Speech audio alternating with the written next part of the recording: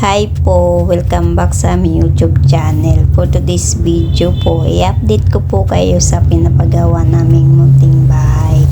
Yan, nilalagay namin ng buhangin yung sako. Kami-kami lang din po yung gumagawa sa aming bahay, guys.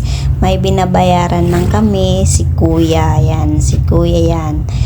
Siya lang po yung binabayaran namin isa kasi hindi pa po kasi kailangan ng maraming tao, guys, kasi utay-utay lang po yung pinapagawa naming bahay.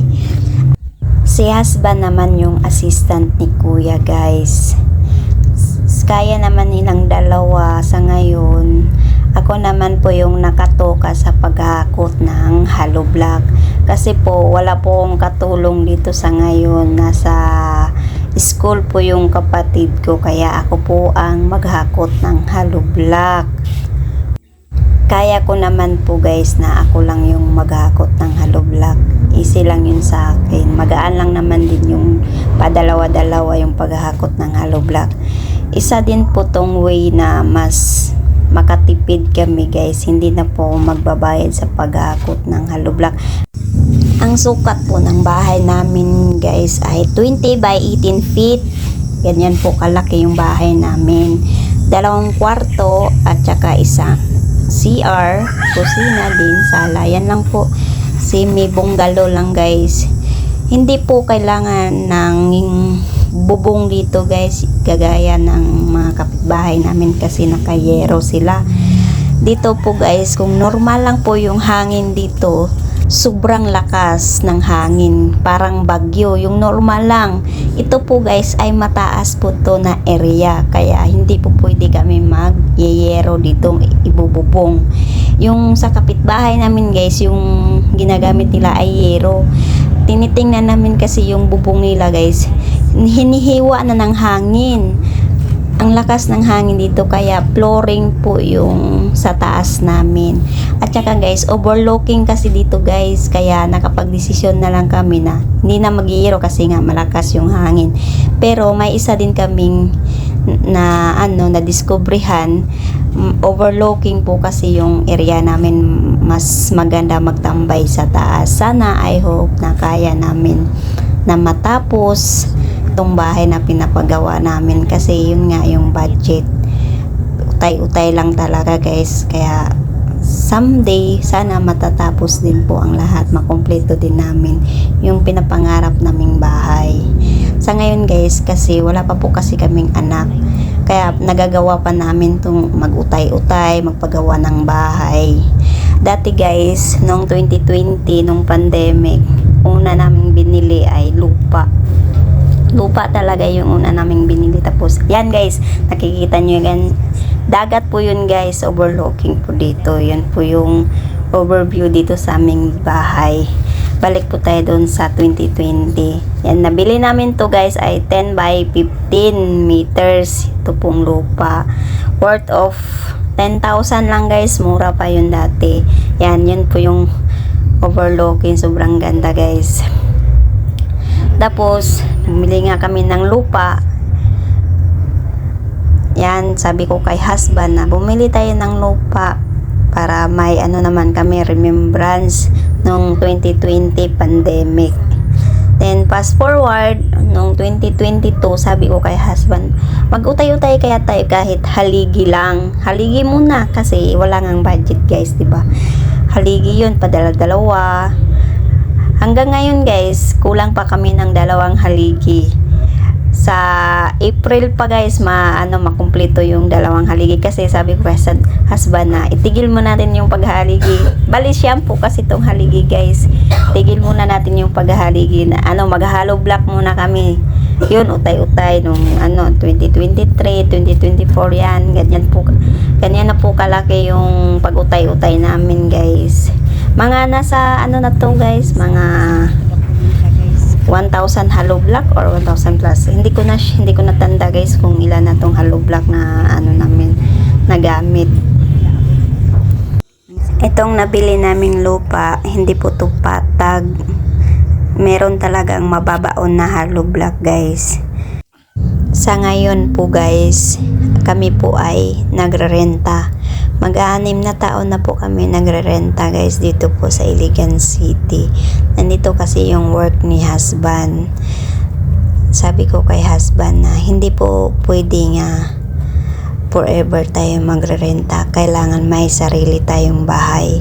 Hanggat wala pa tayong anak, kailangan may bahay tayong ipagawa. Kahit utay-utay lang, hindi naman mabubulok yung hollow block yung mga bakal kaya concrete yung napagdesisyonan namin.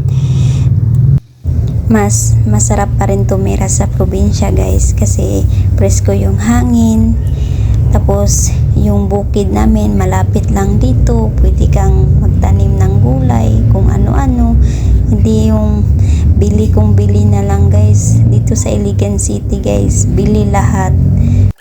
Lalo pa ngayon, mahal lahat ang bilihin. Yung mga bagong nag-asawa diyan, gusto rin magkabahay, pwede nyo rin gawin to guys. Una, bumili kayo ng lupa.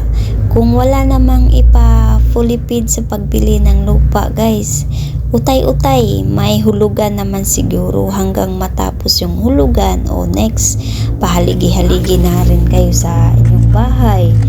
Lalo na yung walang anak pa guys, yung mga baguhan pa lang nag-asawa, yung mga may pangarap na makabahay din.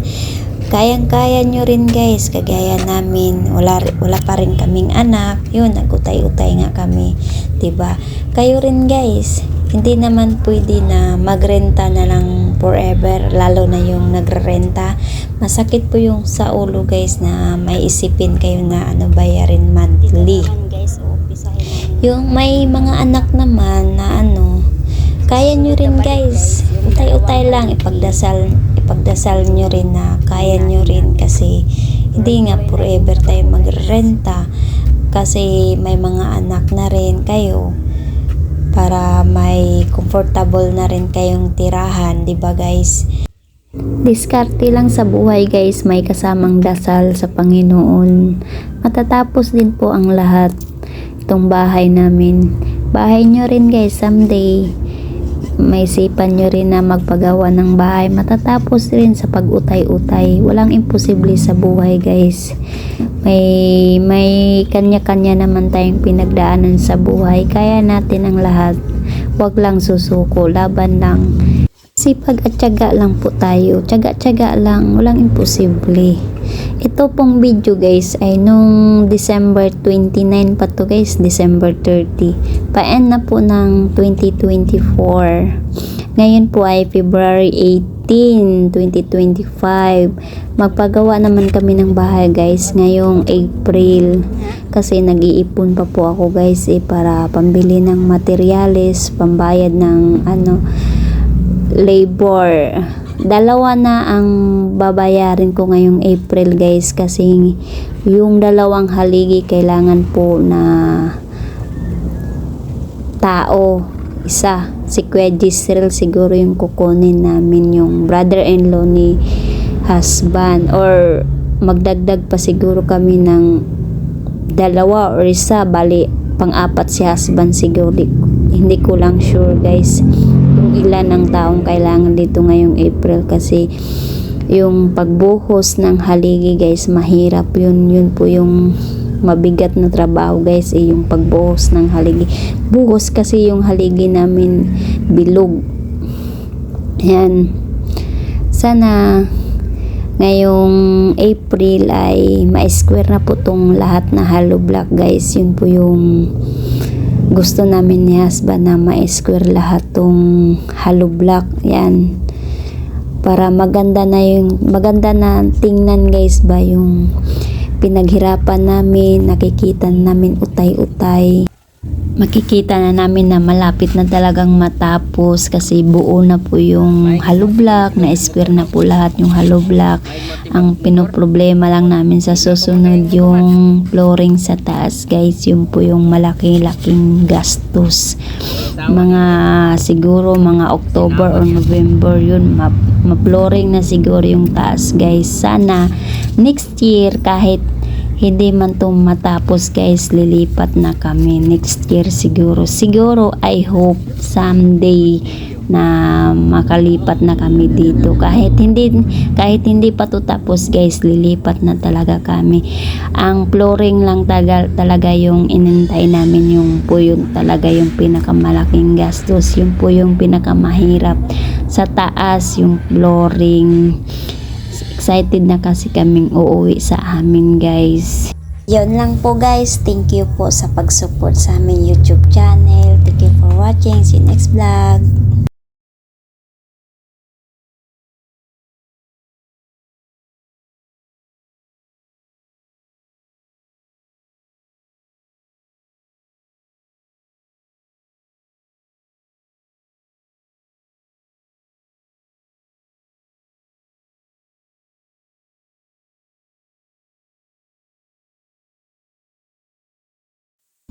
Hanggang dito na lang guys. Thank you for watching. See you next vlog. Salamat po sa pag-support ninyo sa aming munting channel.